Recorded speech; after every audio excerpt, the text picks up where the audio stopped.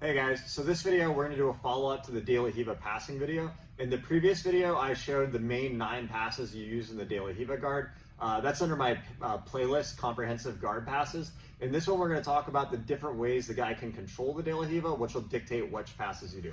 Okay, so just go to that. Okay, so when you're passing, like whatever grips the guy has on you is going to dictate what passes you can do, right? So in the previous video, I talked a lot about the different options you have in Delahiva for passing. In this one, we're going to talk about the different ways the guy can control and how that's going to lead to what passes you do. So the first one is the guy has the ankle or the pant grip with that left hand. The ankle or the pant grip are pretty similar on the passes I can do. The main difference is if he has on the ankle is sometimes I can kind of kick my foot out like that. But with the pants and the ankle, my passes are mainly the same. In this position, generally I'm looking to trap the leg. Usually it's more knee cuts, like here, leg drag, reverse leg drag, folding pass is one of my favorites here as well. In this position, I think it's probably the most versatile. There's a lot of different variables. This guy's hand is usually looking for your sleeve. If he doesn't get the sleeve, he'll be on the collar looking for barambolos and stuff like that. Okay, so it's just important to understand which one you're in when you're initiating your passes.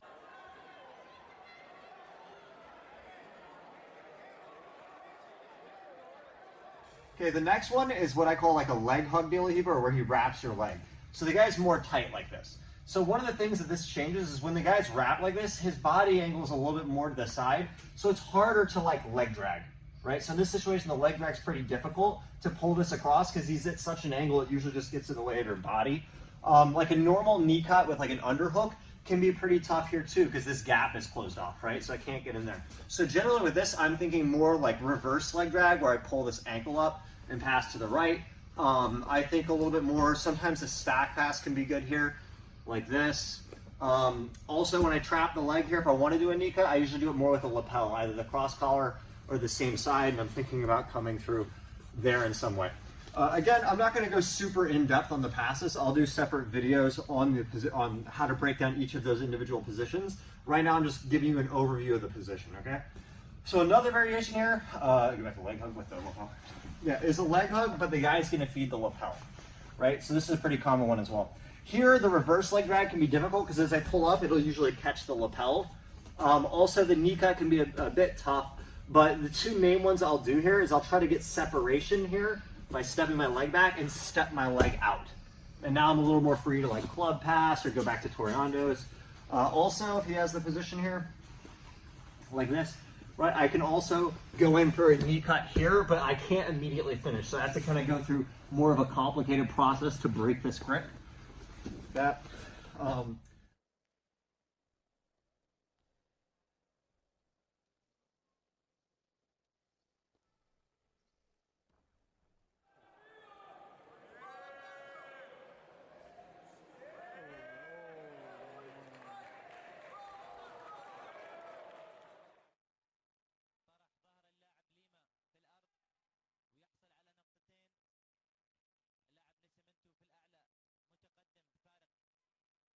Next one is the underhook Delahiva, like here, right? In this one, again, very different from the other ones. The knee cut is basically impossible in this position.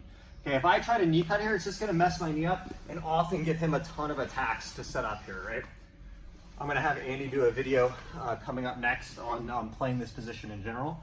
So yeah, so the underhook, it's really difficult to go for the knee cut. Leg drag can be really difficult too. Generally what the guy's looking for here is like to kind of bring you forward, underhook your leg. The guy can go for barambolos. He can go for sweeps, like a waiter sweep. Come out for the back. Okay. The passes generally I like to try here is some kind of either where I push the leg past the body and drop and try to club in. You can get away a lot of times with like a shin slide. It can still be tough. So the next one is we're here is the guy, same thing, the guy's gonna feed the lapel. Okay, so this is like almost every guard, it's like there's that guard, then the lapel version, which is even harder, right? So this one's really tricky. It's got your posture broken. You're all locked up here. The shin slide stuff can be a little bit harder because this lapel has it trapped.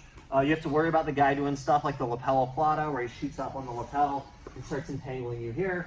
One of the things with this one that's interesting is sometimes this kind of like knee cut type position is a little bit easier when they have the lapel actually, because your foot is controlled less. It's possible to step this out. Okay, so it's just something to know. Okay, otherwise you can still get away with pushing this back and dropping and then trying to break here, but it is a little bit more difficult. Okay. Posture of Paulo. Feeds the lapel all the way to the outside. Not sure what he's going for with that. Last one is the Kaiotere ankle lock grip. Okay, so if you haven't seen this one before, you may look at it and it looks almost like the leg hug, but the difference is his hand is going through onto his own ribs here. Okay, and in this position, if you don't know what's going on here, you're just going to think, oh, I want to do the same thing as always. So if I step over this leg and just try to proceed forward like a knee cut, he can bring me down and drop me for a really brutal ankle lock, right? Again, that's why it's so important when you're passing to kind of know what position you're in, right? A lot of people go under the guard thinking like, I want to do a knee cut or I want to do a Toreando, and they're not paying attention to what grips the guy has on them. That's what dictates what you do. So this one can be really brutal because guys come in and they just try to do the same process they always do in Delahiva. They come in, they either have the leg or the lapel, they trap the leg and they want to start cutting, and then they're just immediately giving that ankle.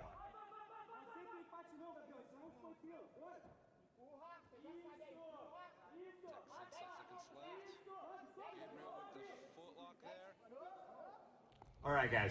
So that was kind of the overview of the main positions. Again, I'll do separate videos going more in depth on each control. Everything in jiu-jitsu is like that, where the positions, like one little thing will make it completely different. So the analogy I like to use, it's like chess. Like you have to learn how the pieces move before you can go into strategy and tactics. What people often do is they want to learn a technique, but the thing is, like no one technique can work. You can't pick one technique, master it, and then move on to a new technique. You have to understand how everything works together at once first and start trying to build the whole game at the same time. An analogy I would use is like if you're learning to play from closed guard and you're trying to learn the Kimura, you want to master the Kimura, but your opponent like has his hands behind his back and he's leaning forward like this. You can't go for the Kimura. You have to take a collar choke or a guillotine or like a hip bump sweep, right? So if you go into jiu-jitsu and you pick a technique you want to work on, the hard part is just sometimes you may not be able to get to that because of how the guy's fighting, right?